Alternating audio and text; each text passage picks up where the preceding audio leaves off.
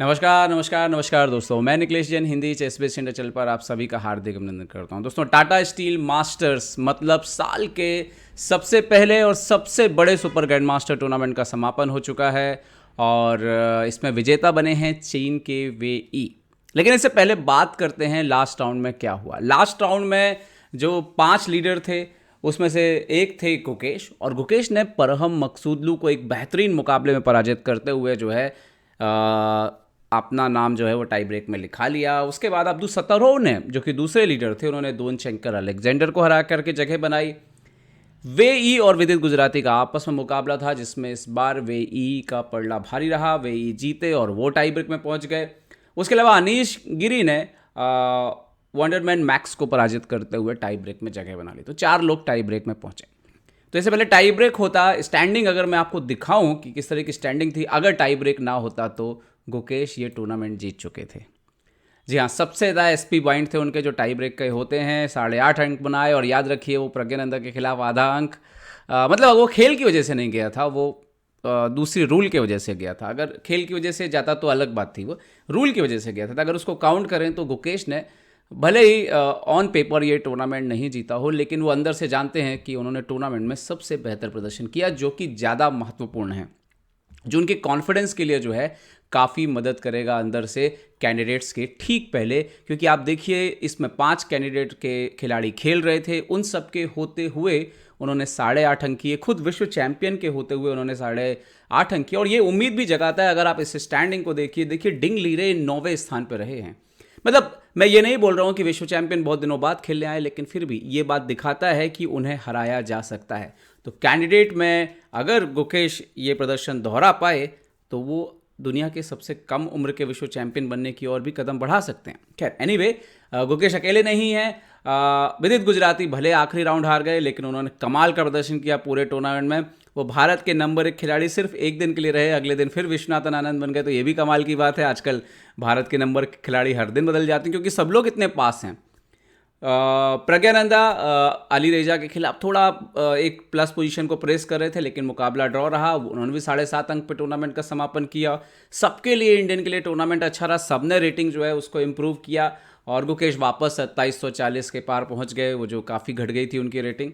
तो ओवरऑल काफ़ी अच्छा रहा। इसका टाई ब्रेक हुआ। टाई ब्रेक में अनीश गिरी से सेमीफाइनल हुआ। गुकेश का पहला मैच हारने के बाद अनीश को 2 हराते हुए उन्होंने फाइनल में जगह बनाई। वेई से पहला मुकाबला ड्रॉ रहा। फाइनल में वेई अब्दुल सत्तारोव को हरा करके फाइनल में पहुंचे थे, और उसके बाद वेई से वो वाला मुकाबला उनका ड्रॉ रहा। लेकिन दूसरा मुकाबला गुकेश हार गए एक्चुअली में, और इसके साथ ही वेई ने खिताब जीत लिया। तो उसके लिए वेई को बधाई।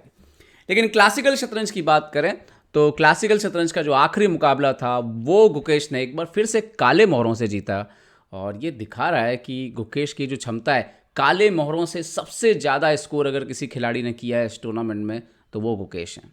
तो आइए देखते हैं। D4 से शुरुआत हुई, पर हमने D4 खेला। गुकेश ने नाइट F6 खेला। C4 आते हैं तो मेन लाइन E6 पे जाते हैं। निम्जो खेलने की दरकार थी, लेकिन अपोनेंट ने नाइट F3 खेला। कोई बात नहीं, गुकेश ने खेला यहाँ पे D5, नाइट C3। तो QGD डिक्लाइन बन गया एक्चुअली में, बाद में जाके वो bishop B4, queen F4 check, night C6 खेला गुकेश ने यहाँ पर। तो नाउ E3। तो यहाँ पर आप देखोगे, अगर तो 2 चाल पीछे अगर हम चले जाएं यहाँ पर, तो जब यहाँ पर नाइट C3 खेला जाता है तो बिशप B4 सबसे मेन लाइन नहीं है। मेन लाइन है बिशप E7 यहाँ पे खेला जाता है, जिस पे 72,000 गेम है। और या C6 खेला जाता है अगर आप और सॉलिड खेलना चाहते हैं तो 53,000 गेम है। गुकेश थोड़ा सा इंटरेस्टिंग चुनते हैं जहाँ पर थोड़ा सा चांस हो कुछ करने का। सो बिशप B4 खेला उन्होंने। यहाँ पर भी आप देखिए जो मेन लाइन है वाइट का, या है बिशप G5, या है C into D5, या है E3। पर हम यहाँ पर खेलते हैं इंटरेस्टिंग। दोनों खिलाड़ी ऐसे ही थे, प्रैक्टिकली बहुत कुछ अलग करने की कोशिश करते हैं। क्वीन F4 चेक आता है, और ये बहुत ही कम गेम खेले गए हैं, मतलब उस हिसाब से लिहाज से देखें तो 4,000 गेम है। हालांकि नाइट C6 यहाँ पर खेला गुकेश ने।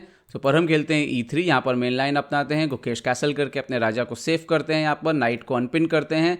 और अब यहाँ पर रियलाइज़ करते हैं परहम की क्वीन जो है उनको दूसरी जगह लेके जाना होगा, तो क्वीन C2 पे जाते हैं। अब B6 यहाँ पर खेलते हैं गुकेश, जो कि सबसे मेन चॉइस नहीं है। मेन यहाँ पर अभी भी इस पोजीशन में या तो रुकी 8 है या DC4 है, पर गुकेश खेलते हैं B6 और होल्ड करते हैं। वो बोलते हैं कि आप अपने बिशप को पहले निकालिए, तब मैं कुछ करता हूँ, लेकिन पर हम यहाँ पे बोलते हैं बिशप D2, नहीं अभी हम डेवलप नहीं करेंगे अपने लाइट कलर के बिशप को।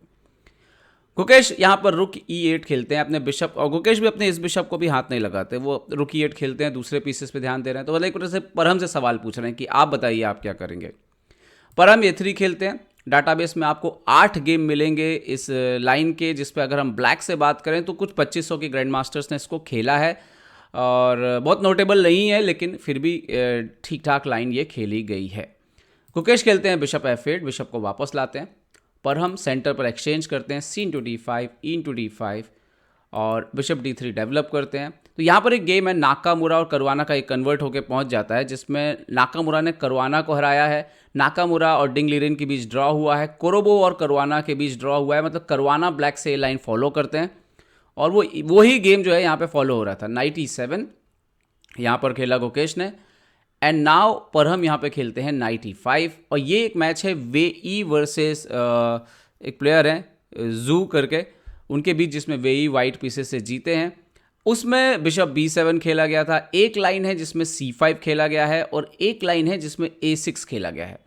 गुकेश यहाँ पर A6 की लाइन चुनते हैं, और ये 2200 2300 का एक मैच है, जिसमें पर हम G4 खेलते हैं। ये भी उस मैच में हुआ है, लेकिन यहाँ पर जो मैच खेला गया था वहाँ पे वाइट ने H6 कर दिया था, और शायद इसके बाद भी गेम चला है, बट यहाँ पर गुकेश जो है वो G6 खेलते हैं, और ये पोजीशन अब बिल्कुल ही फ्रेश पोजीशन है। इससे पहले ये पोजीशन कभी भी बोर्ड पर जो है वो आई नहीं है। तो आइए इसके आगे का एनालिसिस वैसे ही करते हैं जैसे हम हमेशा करते हैं। तो खेल की 13वीं चाल जिस पे G6 खेला गया, ये एक नॉवेल्टी थी, और सवाल ये था कि परहम का राजा सेंटर पर है, परहम क्या प्लान कर रहे हैं, क्या परहम यहाँ पर गुकेश के ऊपर आक्रमण करने वाले हैं। और जैसा कि हमने बार बार देखा है, जिसने भी गुकेश के खिलाफ कॉम्प्लिकेटेड पोजीशन खेली है, वहाँ पर गुकेश ही कैलकुलेशन के राजा बनकर के सामने आए हैं, चाहे पोजीशन कितनी भी डेंजरस क्यों ना हो। यहाँ पर क्या हुआ, परहम ने पहले F3 किया, G4 के पॉन को स्ट्रेंथन किया, जैसा कि हमने कई बार नजडॉफ सिसिलियन वगैरह में देखा है। फिर आप H4 करते हैं। गुकेश यहाँ पर कोई रिएक्शन नहीं करते हैं किंग साइड, और वो C5 खेल के सेंटर को चैलेंज करते हैं, और एक तरह से बोलते हैं कि आपका राजा सेंटर पर रखा हुआ है। परहम लॉन्ग कैसल कर लेते हैं। तो कमो बस ये सिसिलियन टाइप का ही पोजीशन जो है बन गया था, अगर हम देखें QGD से होते हुए, जहाँ पर लॉन्ग कैसल किया गया है वाइट से, और वो किंग साइड से अटैक करेंगे, जबकि यहाँ पर इस पोजीशन पर जो है ब्लैक से जो है वो रिस्पॉन्स करने की यहाँ पर तैयारी सेम है कि आप क्वीन साइड से आक्रमण अपोनेंट के ऊपर करने वाले हैं। नाइट D7 खेला यहाँ पर गुकेश ने, और खाली के अपने किंग साइड से जगह बनाई ताकि G5 वगैरह जो है उससे पहले, और सेंटर के नाइट को यहाँ पर चैलेंज किया। इस पोजीशन में परहम मकसूदलू ने एक सेक्रीफाइस मारा, नाइट F7, और यही परहम की आदत है, और यहीं पे अब देखना ये था कि ये सेक्रीफाइस कितना उनको फ़ायदा पहुंचाएगा। अब देखिए आगे क्या हुआ। गुकेश ने सेक्रीफाइस एक्सेप्ट कर लिया। यहाँ पर कहते हैं कि H4 खेला जा सकता था, H4 खेलते तो नाइट E5 आता, तो ठीक है पोजीशन इक्वल रहती, बट यही बेस्ट था वाइट के लिए। बट नाइट F7 उन्होंने मारा, गुकेश ने किंग F7 मार लिया। अब H4 खेलते हैं यहाँ पर परहम। तो अब देखिए कि ये एक तरह का साइलेंट सेक्रीफाइस, आपने सेक्रीफाइस मारा लेकिन इमीडिएटली कुछ नहीं हो रहा है कि कोई चेक आ रहा हो कि और पॉन मर रहे हो, तो गुकेश के पास संभलने का मौका है यहाँ पर, और ऐसा कई बार होता है कई सारे सेक्रीफाइस में। गुकेश ने B5 किया, परहम खेलते हैं H5। अब गुकेश ये जो अटैक आ रहा था इसको ज़्यादा नहीं रोक रहे थे, क्योंकि उनको पता था कि वो तो आएगा ही आएगा। गुकेश ने खेला C4। नाउ परहम खेलते हैं bishop F1। So now Gukesh खेलते हैं बिशप G7, E4 पर हम लगातार अटैक कर रहे हैं। लेकिन वही बात है कि आप कितना ये इसको साबित करना बड़ा मुश्किल होता है जब आप साइलेंट सेक्रीफाइस मारते हो, क्योंकि इट्स नॉट ईजी, क्योंकि अपोनेंट के पास थोड़ा वक्त तो मिल ही जाता है खुद को संभाल लेने का। और यहाँ पर आप देख सकते हो कि टोटल 7 पॉन थे यहाँ पर वाइट के पास, और ब्लैक के पास भी कोई पॉन कम नहीं है, 6 पॉन है, तो सिर्फ 1 पॉन यहाँ पर गुकेश का मारा है। तो जो सेक्रीफाइस था बहुत ही इंटरेस्टिंग था, लेकिन इसको संभालना आसान नहीं होता है। नाइट F8 खेल दिया यहाँ पर गुकेश ने, इन्होंने खेला H/G6, H/G6। नाउ बिशप जो है वो E3, यहाँ पर रुक B8 खेलते हैं गुकेश, और अब किंग साइड में अटैक करने की तैयारी करते हैं। तो क्वीन H2 आए, और अब देखिए क्वीन को अंदर लाने की तैयारी थी, बट एक बार फिर वो जो मैं वही बोलूँ, ये बहुत ही साइलेंट अटैक था, तो इतना जल्दी आपको डायरेक्ट कुछ मिल रहा हो बैक टू बैक वो नहीं था। गुकेश ने रुक B7 खेला, ये एक इंटरेस्टिंग मूव था उनका, ताकि 7th रैंक को जो है वो गार्ड किया जा सके। और परहम खेलते हैं क्वीन H2। अब B4 भी आ गया यहाँ पर, A B4, रुक B4, बिशप H6 यहाँ पर आते हैं। तो अब धीरे धीरे क्या हो रहा है यहाँ पर कि परहम जो है, जो शील्ड बनी हुई है, जो आसपास घेरा बना हुआ है राजा के गुकेश के, उसको तोड़ने की कोशिश करते हैं। बिशप H6 मारते हैं गुकेश यहाँ पर। शायद क्वीन A5 यहाँ पर बेटर था एनालिसिस में, लेकिन गुकेश ने अपने कैलकुलेशन में queen H6 better, bishop H6 better समझा। क्वीन H6 अंदर आता है। अब गुकेश जाते हैं क्वीन A5, तो अब गुकेश भी उनके राजा के ऊपर अटैक कर रहे हैं। और ध्यान रखने वाली बात है कि गुकेश एक पीस अप हैं, लेकिन हाँ, राजा चिंताजनक स्थिति में है, लेकिन उतनी नहीं। अगली चाल, किंग आता है C2, गुकेश खेलते हैं क्वीन B6 और B2 पर अटैक करते हैं। ये खेलते हैं चेक क्वीन F5 से, क्वीन F4 से। गुकेश किंग E6 जाते हैं। ये थोड़ा डेंजरस वाला था कैलकुलेशन, मतलब राजा को ऐसे सेंटर पे लेके जाना, बट गुकेश के कंट्रोल में था सब कुछ। रुक B1, किंग D7 आते हैं गुकेश। ये कमाल की शतरंज है, ये भले देखने में आसान लग रही हो, लेकिन ये बोर्ड पे चलना सब कुछ बहुत ही डेंजरस था। E/D5, और अब गुकेश खेलते हैं बिशप B7, अपना बिशप भी डेवलप करते जाते हैं। क्वीन यहाँ पर आता है F7 पे, और अभी देखिए कि अलग अलग तरह की थ्रेड जो है वो आने के लिए तैयार है राजा के ऊपर। और आप देखिए कि इवन एक कंडीशन में आपको ध्यान देना होगा कि अगर ये पॉन यहाँ पे ना हो तो ये नाइट भी जो है वो बहुत ज़्यादा परेशानी पैदा कर सकता है। यहाँ पर गुकेश ने एक ब्रिलियंट मूव खेला, रुक B8। अब उनका आइडिया यहाँ पे कैसा था कि अगर ये किंग के साथ कुछ भी यहाँ पे पंगा हो तो आप देखिए कि ये जो बिशप है ये हटेगा। एक आप इवन रुक इनटू ये भी मार सकते हैं, रुक इनटू रुक, और जैसे मारेंगे क्वीन इनटू मारा, किंग से मारा, और बिशप से आप एक डिस्कवर्ड चेक देके इस क्वीन को मार सकते हो। तो जोरदार ये मूव लेकर के आए गुकेश। यहाँ पर D6 किया, यहाँ पर हमने एक पॉन सेक्रीफाइस किया। शायद B3 बेटर होता, बट CB3 ये कोई कैलकुलेट करते हैं, पोजीशन अच्छी नहीं लग रही है वाइट की। वैसे भी उन्होंने D6 खेला, गुकेश ने क्वीन D6 मारा। उन्होंने एक और पॉन दिया यहाँ पर। अब दिक्कत ये है कि अगर आप ज़्यादा पॉन एक्सेप्ट करोगे तो वहाँ से नाइट E4 वगैरह भी आ रहा है। तो यहाँ पर गुकेश ने खेला बिशप 8। अब उन्होंने B फाइल को और स्ट्रेंथन कर दिया। रुक H8 यहाँ पर हमने खेला, और ये मेरे ख्याल से सबसे बड़ी गलती साबित हुई इस पोजीशन में। यहाँ पर सजेशन था इनकी तरफ से कि रुक H8 ना खेल के रुक HD1 खेला जाना चाहिए था शायद, बट एनीवे रुक H8। आप जब अटैक करते हैं तो आप अटैक करते हैं, आप डिफेंस के बारे में नहीं सोचते हैं। और वही परहम कर रहे थे, क्योंकि उन्हें था कि भाई कम से कम PC मिल जाए वापस। बट यहाँ पर गुड मूव आया गुकेश की तरफ से, bishop into D5, night into D5, queen into D5, रुक F8 गया, बट क्वीन E5 टाइमली आ गया सपोर्ट लगाते हुए नाइट पे, और B2 पर अटैक करते हुए, बिशप पर अटैक करते हुए। किंग D1 हटे यहाँ पर हम। सो नाउ रुक इंटू F8 यहाँ पर आ गया, आप देख सकते हो।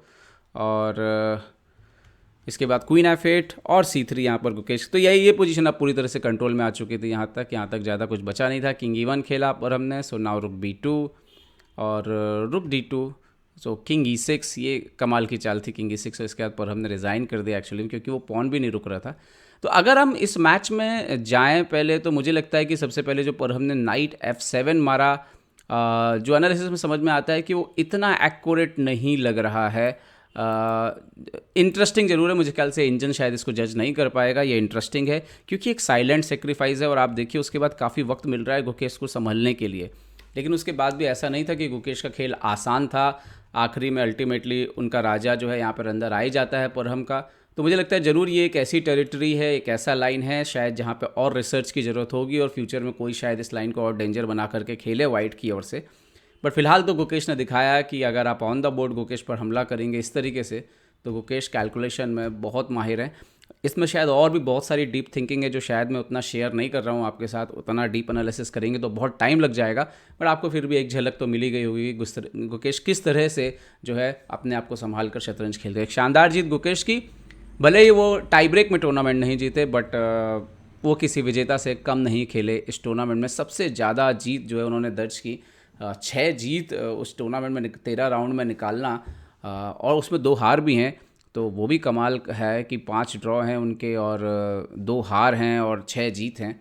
तो ये शानदार जो खेल गुकेश ने दिखाया है इस टूर्नामेंट में, मुझे लगता है कैंडिडेट के पहले उनके कॉन्फिडेंस के लिए बहुत अच्छा रहेगा। उम्मीद करता हूँ वीडियो आपको पसंद आया होगा। पसंद आया तो लाइक शेयर सब्सक्राइब करना ना भूलें। देखते रहिए chess base India. Chess base India के लिए मैं निकलेश जैन। जय हिंद दोस्तों।